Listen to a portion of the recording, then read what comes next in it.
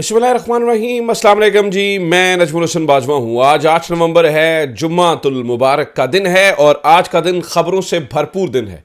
सबसे पहले कुछ अहम हेडलाइंस आपके सामने रख देता हूँ, अहम इंपॉर्टेंट खबरें आपके सामने रख देता हूँ, फिर उसके बाद इसकी तफसील में जाएंगे। सबसे पहली और बड़ी और इंपॉर्टेंट खबर आज की ये है कि मौलाना फजलुर रहमान की आमद की खबरें चल रही हैं अडियाला जेल के अंदर, और इन खबरों ने मुक्तदरा को हिला के रख दिया है। और ये ऐसा नहीं है कि कोई अफवाहें चल रही हैं, ऐसा भी नहीं है कि मतलब इधर उधर से कानून में सरगोशियां हो रही हैं। बड़े ऑथेंटिक सोर्सेज से मौलाना फजलुर रहमान की आमद की बातें हो रही हैं। ये क्या कहानी है? इसके अलावा supreme court justice Yahya Afridi साहब काफ़ी एक्टिव नज़र आ रहे हैं। मुलाकातों पे मुलाकातें हो रही हैं, इजलासों पे इजलास हो रहे हैं। ख़ास तौर पर खुफिया इदारों की जो बीच में इन्वॉल्वमेंट होती है या ये वो जुडिशरी के अंदर जो इंटरफेरेंस करते हैं, वो उसके ऊपर जो 6 जजेस ने खत लिखा था उसको कंसिडर किया गया है। आज सुप्रीम जुडिशल काउंसिल का इजलास हुआ, आज जुडिशल कमीशन ऑफ पाकिस्तान का इजलास हुआ, तो वहां पर क्या चल रहा है? 26वीं आईनी तरमीम के ऊपर मजीद अब दरखास्तें आ गई हैं। जस्टिस याह्या अफरीदी के गिर्द घेरा तंग कर दिया गया है। जस्टिस याह्या अफरीदी के लिए जमीन गर्म कर दी गई है और उनको अपने पांव जलाने से बचने के लिए अब कुछ ना कुछ करना पड़ेगा। यहां से क्या इत्तलात है वो भी मैंने आपके सामने रख दी है। अदालत से इमरान खान को लेकर एक इंतहाई अच्छी खबर यह है कि इमरान खान की 9 मई के अंदर जमानतें मंजूर हो चुकी हैं, जबकि जो 190 मिलियन पाउंड केस है और जो तोशाखाना 2 केस है उसके अंदर भी आज अहम तीन अपडेट्स हुई हैं। लगता है मामला आखिर की तरफ जा रहा है, मामला अपने इख्तिताम की तरफ जा रहा है, मामला अब खत्म होने की तरफ जा रहा है। इसमें क्या कहानी है ये भी मैंने आपके सामने रखनी है। और चौथी और अहम तरीन खबर यह है कि इमरान खान को एक फाइनल ऑफर की जा रही है, फाइनल ऑफर की जा रही है।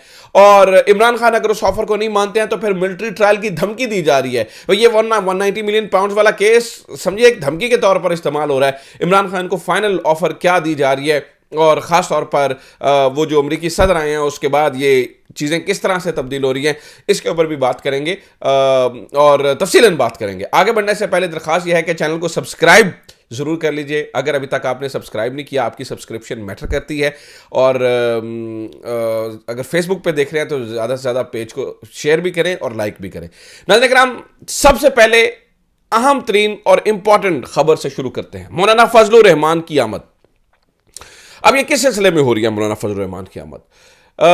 इस वक्त मौलाना फजलुर रहमान साहब जब मैं ये बात कर रहा हूँ तो वो लंदन में मौजूद हैं और बताया ये गया है कि उनके करीबी साथियों ने ये कहा कि मौलाना साहब आप बहुत थके हैं, पिछले दिनों में आपने बहुत ज़्यादा काम किया है, आपको रेस्ट की ज़रूरत है, आपने 2 हफ्ते जो है ना वो जाग के गुजारे हैं, लिहाजा लंदन में 10 दिन रुक जाइए। उनमें से कुछ दिन गुजर गए हैं और कुछ दिन पीछे रह गए हैं, बताया ये जा रहा है। ज़रा ये बताते हैं। और इस्लामाबाद के तमाम बाखबर रिपोर्टर्स आप उनकी टाइमलाइंस पे जाके देखिए, वो भी इस खबर की तस्दीक कर रहे हैं कि मौलाना फजलुर रहमान साहब लंदन यात्रा के फौरी बाद अडियाला में मुलाकात के लिए जा रहे हैं। अडियाला में मुलाकात से क्या मतलब है और इसका क्या मायने लेना चाहिए? नाज़रीन किराम, इस मुलाकात से जो ख़ास तौर पर मुक्तदरा है वो सबसे ज़्यादा खौफज़दा होगी और ऐन मुमकिन है पूरी कोशिश की जाएगी कि कुछ ना कुछ मौलाना फजलुर रहमान से बात करके, मौलाना फजलुर रहमान को लालच दे के या कुछ भी करके इस मुलाकात से रुकवाया जाए या फिर उनकी मुलाकात के अंदर रोड़े अटकाए जाएं। ऑब्वियसली जब मौलाना फजलुर रहमान की और इमरान खान की मुलाकात होगी, ये बात जहन में रखिएगा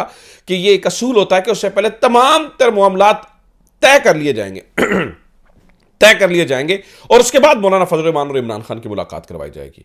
यानी दोनों पार्टीज की जानिब से जो मोटी मोटी चीज़ें हैं, दोनों को जो असूल हैं, किस बुनियाद के ऊपर तहरीक चलनी है और क्या होना है, ये तय कर लिया जाएगा। अब ये मुलाकात ज़रूरी क्यों है और इस मुलाकात से क्या आउटकम निकलेगा, ये जानने की ज़रूरत है। यानी कि मौलाना फजलुर रहमान और इमरान खान की मुलाकात मुक्तदरा क्यों भाई उसकी काम पे टांगेगी? 5 सीटें हैं मौलाना फजलुर रहमान के पास, 2-4 सेनेटर्स हैं, इतने में मतलब क्या वो कोई मतलब ऐसा तो नहीं है कि ये दोनों मिलकर कोई गवर्नमेंट गिरा सकते हैं? ये नहीं, ऐसा नहीं है। लेकिन नाज़रीन, जो चीज़ इमरान खान को सबसे ज़्यादा इस वक्त चाहिए वो मौलाना फजलुर रहमान के पास है और जो मौलाना फजलुर रहमान को चाहिए वो इमरान खान के पास है। दोनों इस वक्त एक दूसरे की ज़रूरत है। कैसे? मौलाना फजलुर रहमान के पास वो लोग मौजूद हैं जो बाहर निकल सकते हैं, जो बाहर आ सकते हैं। और वैसे तो ये इमरान खान के पास भी मौजूद है, लेकिन अकेला इमरान खान जब बाहर निकलता है तो ये खबर चलती है कि पीटीआई के लोग बाहर निकले। लेकिन अगर मौलाना फजलुर रहमान साहब साथ आ जाते हैं तो फिर होगा ऑपोजिशन एहतजाज कर रही है, ऑपोजिशन बाहर आ रही है। और ये अब देखिए पीटीआई के लोग भी डंडे खाने वाले हैं, पीटीआई के लोग भी भागने वाले नहीं हैं, मौलाना फजलुर रहमान के लोग भी डंडे खाने वाले हैं, वो भी भागने वाले नहीं हैं। मौलाना फजलुर रहमान और इमरान खान अलग अलग एहतजाज करें तो दोनों की वक़्त और वैल्यू उस तरह से नहीं रहती, क्योंकि यहां पे कहा जाता है कि पीटीआई एहतजाज कर रही है, वहां पे कहा जा रहा है मदरसे के बच्चे एहतजाज कर रहे हैं। मौलाना फजलुर रहमान मदरसे के बच्चों को इस्तेमाल करते हैं। अगर ये दोनों मिल जाते हैं, अगर ये दोनों इकट्ठे एहतजाज का फैसला कर लेते हैं तो नाज़रीन किराम फिर आप यानी इस बात को आप मौलाना फजलुर रहमान को एक ऐसा कैटलिस्ट कह लीजिए इस पूरे सिस्टम को तेज करने के लिए। अगर मौलाना फजलुर रहमान ने इमरान खान के साथ खड़े होकर एहतजाज करने का फैसला कर लिया तो फिर इस गवर्नमेंट की कहानी खत्म शुदा। आप लिखवा लीजिए, सिग्नेचर करवा लीजिए, अंगूठे लगवा लीजिए, इसके बाद फिर ये इनकी गेम नहीं चल सकती है। यानी मामला जल्दी से जल्दी अपने इख्तिताम की जानिब बढ़ रहे हैं। और मौलाना फजलुर रहमान साहब को भी शायद इस बात का अंदाजा हो चुका है कि भाई अब इंटरनेशनली मामला इमरान खान के वैसे नहीं रहे हैं, खासतौर पर जैसे पहले थे, और चीजें वैसी नहीं रही हैं जैसे पहले थी। और मौलाना फजलुर रहमान इस बात का बजाते खुद एतराफ कर चुके हैं कि हमें कहा गया था कि इमरान खान के खिलाफ आप लेकर आए अदम एतमाद। मैं तो इस चीज के खिलाफ था, मैं तो नहीं चाह रहा था कि इस वक्त।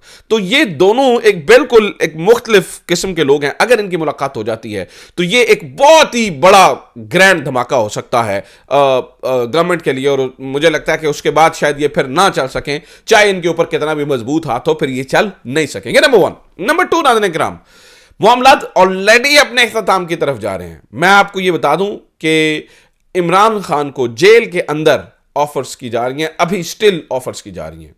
इमरान खान को जेल के अंदर फाइनल ऑफर यह की जा रही है कि आपको बाहर निकाल लेते हैं, आप बाहर आ जाइए, आराम से अपनी ऑपोजिशन कीजिए, आप तकरीरें कीजिए, आप जलसे जुलूस कीजिए, आप लोगों को मोबिलाइज कीजिए, हमें कोई एतराज नहीं है। आप लोगों के अंदर घुलिए मिलिए, आपके ऊपर कोई रिस्ट्रिक्शन नहीं होगी, ना आपको बनीगाला में रखा जाएगा, ना आपको रेस्ट हाउस में रखा जाएगा। आप आजादाना घूमिए, तकरीरें कीजिए, अपनी पार्टी के जलसे जुलूस कीजिए, लेकिन एक चीज है, आप गवर्नमेंट गिराने की तरफ नहीं जाएंगे। आप इस चीज की गारंटी दे दें कि आप इस सिस्टम को तंग नहीं करेंगे, आप गवर्नमेंट गिराएंगे नहीं, आप इनकी मुकर्ररा मुद्दत पूरी होने देंगे। सिर्फ एक ये गारंटी दे दें, आज इमरान खान बाहर आ जाता है, जबकि इमरान खान का नाज़रीन किराम स्टिल एक लफ्ज है, रिजेक्टेड। रिजेक्टेड, मैं किसी बात को नहीं मानता हूं।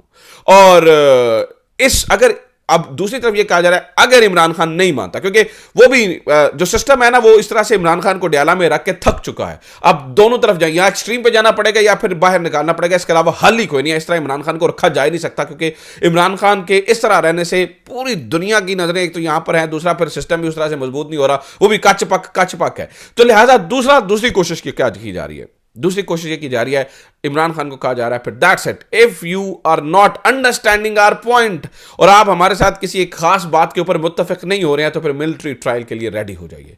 और मिलिट्री ट्रायल के लिए नाज़रीन किराम आप ये जहन में रखिएगा कि जनरल फैज का कोर्ट मार्शल अभी तक रखा गया है। जनरल फैज का कोर्ट मार्शल, इमरान खान का कोर्ट मार्शल इकट्ठे हो जाएगा, और अगर इमरान खान मान जाते हैं तो ना जनरल फैज का कोर्ट मार्शल होगा, ना इमरान खान का कोर्ट मार्शल होगा। तो लिहाजा इमरान खान को जो फाइनल ऑफर इस वक्त अडियाला के अंदर की जा रही है वो ये है, गल मान जाओ, सुन लो, ठीक है, तो कोई बात नहीं है, आपका भी रुक जाता हो। तो इमरान खान ने ये कह दिया है, do whatever you want to do. आप मुझे मिलिट्री कोड लेके जाना चाहते हैं, आप कीजिए। आप मेरा कोर्ट मार्शल करना चाहते हैं, करते हैं। आप मुझे फांसी लगाना चाहते हैं, लगा दीजिए, मैं अपने पॉइंट से एक पॉइंट पीछे नहीं हटूंगा। और यही पैगाम इमरान खान ने अपनी पार्टी को भी दे दिया। नाज़रीन किराम, ये जो कल से मूवमेंट, यानी आज 8 नवंबर है, कल जो सवाबी में जलसा होगा ना, उस जलसे के अंदर लाहे अमल आएगा। वो समझिए कि आखिरी जो तहरीक पीटीआई ने शुरू करनी है, दीवार गिराओ तहरीक, कि भाई आखिरी धक्का देना है दीवार को, उसका पहला जलसा है और उसके अंदर लाहे अमल दे दिया जाएगा। और इस दफा गंडापुर साहब को सख्ती से कह दिया गया है कि चाय की तलब होगी तो बताना, तुम्हारे लिए थर्मस के अंदर चाय ले आएंगे, जाके केपी हाउस में चाय नहीं पीना, ठीक है। तो चीजें बड़ी क्लियर कर दी गई हैं। इमरान खान ने बड़ा क्लियरली अपनी पार्टी को भी कह दिया है, जो इस दफा डंडी मारेगा उठा के बाहर फेंको, उसको पार्टी की जरूरत ही नहीं है। इमरान खान ने तो यहां तक कह दिया कि टिकट होल्डर्स हो, आपके एमएनएस हो, एमपीएस हो, पार्टी होदेदार हो, जो नहीं पहुंचेगा, जो डंडी मारेगा उठा के बाहर करो, फारिग करो, हमें उसकी जरूरत ही नहीं है। तो पार्टी के अंदर भी ये हिदायत जारी कर दी गई हैं। अब आ जाते हैं नाज़रीन किराम अदालतों की तरफ। दूसरी तरफ भी खेल अपने, मैं बता रहा हूं, खेल अपने इख्तिताम की तरफ तेजी से बढ़ता चला जा रहा है। आज नाज़रीन किराम इमरान खान की अदालतों की खबर से पहले या जमानतों की खबर से पहले आप जरा याहिया अफरीदी की खबर सुन लीजिए। याहिया अफरीदी के गिर्द भी घेरा तंग हो रहा है, उनके लिए भी जमीन जो है ना वो गर्म होती चली जा रही है। नाज़रीन किराम, आज 2 इजलास हुए हैं। वैसे जब से याहिया अफरीदी साहब आए हैं अब तक 7 इजलास हो चुके हैं, नतीजा निकला 0 0 बटा 0। याहिया अफरीदी साहब, वो मुझे जहन में आ गया कि किसी ज़माने में चले मैं नाम नहीं लेता, लेकिन वो एक शह को बनाया गया जंगल का बादशाह, और वो एक दरख्त से दूसरे दरख्त और दूसरे दरख्त से दूसरे दरख्त से तीसरे दरख्त तक छलांगे मारता रहता था, और शेर बच्चे खा के चले जाते थे हिरनी के, और हिरनी को वो जो है ना वो जानवर आके कहता था कि मैंने तो बड़ी दौड़ की है, तुम्हारा बना कुछ नहीं है। तो हमारे यहाँ भी कुछ इसी तरह की सूरत हाल जो है वो नजर आ रही है, दौड़ की जा रही है लेकिन बन कुछ नहीं रहा है। मैंने पर्दे में बात किया, पर्दे में ही रहने दें। अच्छा, तो नाज़रीन किराम, आज भी 2 इजलास हुए हैं, एक सुप्रीम जुडिशल काउंसिल का हुआ है और एक जुडिशल कमीशन ऑफ पाकिस्तान का हुआ है। सुप्रीम जुडिशल काउंसिल के अंदर नाज़रीन किराम आज 2 चीज़ें अंडर कंसिडरेशन आई हैं। एक आई है जो 6 जजेस ने खतूत लिखे थे और उन्होंने कहा था जी इंटेलिजेंस एजेंसियां हमें तंग कर रही हैं और इंटेलिजेंस एजेंसी को जाने से हमारे काम में मुदाखलत की जा रही है। आज उसको कंसिडर किया गया है। हालांकि जब ये बेंच बैठा था इसके ऊपर यह जब बात हो रही थी तो याहिया अफरीदी साहब ने अपने आप को अलग कर लिया था इस पूरे मामले से, और याहिया अफरीदी साहब ने कहा था जी सुप्रीम कोर्ट हाई कोर्ट के मामलात के अंदर नहीं इंटरफेयर कर सकती, हाई कोर्ट के जजेस के पास अपने बड़े इख्तियारात होते हैं, वो चीज़ों को अपने हिसाब से दे सकते हैं, हमें नहीं आना चाहिए बीच में, दिस एंड दैट। और सुप्रीम जुडिशल काउंसिल से उन्हें हदायत मांगी है, supreme judicial council right forum है, सुप्रीम कोर्ट के अंदर बात नहीं होनी चाहिए, इस तरह की बातें उन्होंने की थी, क्योंकि ये हमेशा न्यूट्रल रहने की कोशिश करते हैं, लेकिन अब नहीं रहा जाएगा न्यूट्रल, या इधर जाना है या इधर जाना है। अवाम बड़ी सियानी है, वो आपको ये हमें यानी कि डंडी मारने नहीं देगी। तो आज वो कह रहे हैं जी कंसिडर किया गया है इस खत को, उसके अलावा कोई खबर नहीं है। और बताया गया जी 10 जो सीनियर जजेस हैं उनके खिलाफ आज जो शिकायत आई थी उनको खारिज किया गया है, खास तौर पर मंसूर अली शाह, मुनीब अख्तर और इस तरह के बाकी अख्तर मिनल्लाह साहब और इन तमाम जजेस के खिलाफ जितनी शिकायत थी उनको आज रद्दी की टोकरी के अंदर फेंका गया है। सुप्रीम जुडिशल काउंसिल उसके ऊपर कोई काम नहीं करेगी। जुडिशल कमीशन ऑफ पाकिस्तान के अंदर आज सिंध के जजेस के ऊपर यानी आईनी बेंचेस के ऊपर बात होनी थी, और नाज़रीन हम आईनी बेंचेस के ऊपर भी वो बात नहीं हो सकी है, और 25 नवंबर तक इस इजलास को मुलतवी कर दिया गया है। अगले पूरा महीना मेरा नहीं ख्याल इसके ऊपर बातचीत जो है ना वो होगी। अब आ जाते हैं नाज़रीन हम दूसरी अदालतों की तरफ, वहां पर क्या चल रहा है। इमरान खान की आज 9 मई के अंदर जमानतें मंजूर हुई हैं और 4 मुकदमात में जमानतें मंजूर हुई हैं, 8 में मजीद हो जाएंगी चीज़ें, जो 12 केसेज हैं ये कुल मिलाकर। इमरान खान जहां यहां पर कोई ऐसा चीज़ नहीं मिल रही, कोई ऐसा केस नहीं जहां पर इमरान खान की 9 मई के अंदर इन्वॉल्वमेंट नजर आए, लेकिन हमने अदालत में ट्रायल नहीं करना, हमने सीधा कोर्ट मार्शल के लिए लेके जाना है। हमारा बस ये इस वक्त हमारी जो है ना वो शायद रियासत का मूड बना हुआ है। दूसरा मैं आपको ये बता दूं कि 190 मिलियन पाउंड केस, इसको भी ब्लैकमेलिंग के टूल के तौर पर इस्तेमाल किया जा रहा है और ये अपने इख्तिताम की तरफ जा रहा है, जल्द अज जल्द अपने इख्तिताम की तरफ जा रहा है। और इसका मकसद, इमरान खान तो ऑलरेडी जेल के अंदर है, इसका मकसद यह है बुशरा बीबी को दोबारा डेट जेल के अंदर डालना। जो उनको रिहाई मिली थी वो रिहाई इसलिए दी गई थी कि शायद इमरान खान मान जाएं, थोड़ा सा अपने रवैये को सुस्त करें, को बातचीत कोई निगोशिएशन के ऊपर आ जाए, लेकिन इमरान खान कहता है जो दिल करना जो कर लो, मैं एक कदम पीछे नहीं हटना। लिहाजा अब फिर दोबारा से बुशरा बीबी को जेल के अंदर डालने की तैयारी है। और 190 million pound case, Toshakhana 2 case के अंदर भी बरियत की दरखास्तों के ऊपर 11 नवंबर को फैसला होने जा रहा है, और दूसरा का जो है ना वो 12 नवंबर तक चीज़ें होने जा रही हैं। तो उसके बाद जल्द अज जल्द ये मामला जो है वो आपको निपटते नजर आएंगे। तो खेल नाज़रीन किराम ultimately at the end of the day इख्तिताम की तरफ जा रहा है। ऊपर से भी इशारा आने वाला है, वहां पर भी चीज़ें जो है ना वो मैंने आपके साथ तफसीलन बताई हैं कि वो क्या होने वाली है इससे पिछली वीडियोस के अंदर। तो गड़बड़ ही गड़बड़ है, चीज़ें इतनी आसान नहीं है गवर्नमेंट के लिए। लिहाजा देखते हैं अगले कुछ दिनों के अंदर क्या होता है। अपना ख्याल रखिए, खुदा हाफिज़, पाकिस्तान जिंदाबाद।